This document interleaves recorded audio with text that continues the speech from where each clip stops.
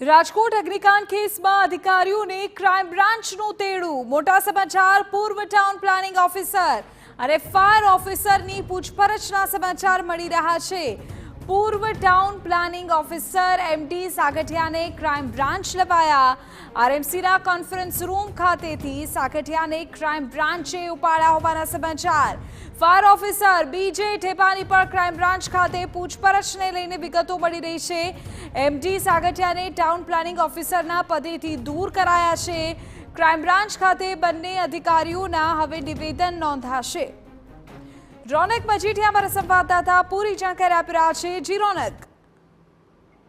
વિધિ, જેમ જેમ તપાસ આગળ વધી રહી છે તેમ તેમ અધિકારીઓની પણ સંડોવણી છે તે શંકાના દાયરામાં આ ઘટનામાં છે તે આવી રહી છે અને સતત હવે અધિકારીઓની પૂછપરછ પણ ચાલુ કરી દેવામાં આવી છે। માલિકોની સાથે સાથે આ જે અધિકારીઓ છે, કોર્પોરેશનના હોય, ફાયર વિભાગના હોય, માર્ગ અને મકાન વિભાગના હોય, પીજીવીસીએલના અધિકારીઓ હોય, તેમને પણ હવે ક્રાઇમ બ્રાન્ચ દ્વારા જે છે ક્રાઇમ બ્રાન્ચ સાથે લાવવામાં આવી રહ્યા છે ને પૂછપરછ સતત છે તેમની કરવામાં આવી રહી છે। ટાઉન પ્લાનિંગ ઓફિસર, મુખ્ય ટીપીઓ છે મનપાના એમડી સાગઠિયા, તેમને ક્રાઇમ બ્રાન્ચ ખાતે ચાલુ મિટિંગમાંથી કોર્પોરેશનમાંથી લાવવામાં આવે છે ક્રાઇમ બ્રાન્ચ ખાતે ને સઘન પૂછપરછ છે તે ચાલુ કરવામાં આવી છે। અન્ય વાત કરવામાં આવે તો ફાયર ઓફિસર ભીખા ઠેબા, તેમને પણ બોલાવવામાં આવ્યા છે અને તેમની પણ પૂછપરછ હાથ ધરવામાં આવી છે। જે વાત મળી રહી છે તે મુજબ જ્યારે આ ટીઆરપી ગેમ ઝોન શરૂ થયો ત્યારે તેઓ ઇન્ચાર્જ ચીફ ફાયર ઓફિસર પણ હતા ભીખા ઠેબા, એટલે તેમની પૂછપરછ પણ કરવામાં આવશે। અને અન્ય ચીફ ફાયર ઓફિસર છે આઈવી ખેર, તેઓ અત્યારે ગાંધીનગર હોવાની સૂત્રો તરફથી માહિતી છે તે પ્રાપ્ત થઈ રહી છે ને એસઆઈટી દ્વારા તેમની પૂછપરછ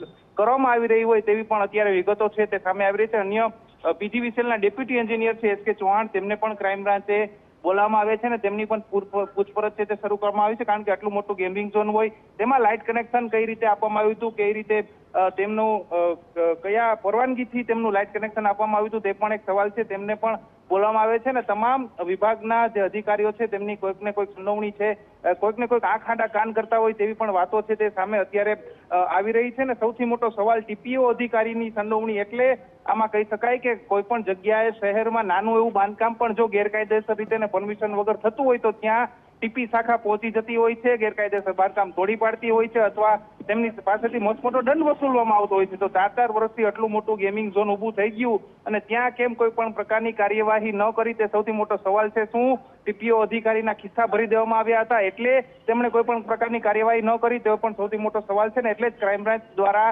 ઉચ્ચ અધિકારીઓ દ્વારા જે ટીપીઓ અધિકારી સહિતના અધિકારીઓ છે તેમની પૂછપરછ અત્યારે કરવામાં આવી રહી છે ને પૂછપરછ બાદ તેમની ઉપર કાર્યવાહી પણ થઈ શકે તેવી પૂરેપૂરી શક્યતા અત્યારે દેખાઈ રહી છે। બિલકુલ રોનક, આગળ પણ આપની પાસેથી અપડેટ મેળવીએ છીએ। અમારા સંવાદદાતા મહત્વપૂર્ણ જાણકારી આપી રહ્યા છે કે હવે અધિકારીઓને ક્રાઇમ બ્રાન્ચનું તેડું આવ્યું છે, જેમાં પૂર્વ ટાઉન પ્લાનિંગ ઓફિસર અને ફાયર ઓફિસરની પૂછપરછના સમાચાર છે।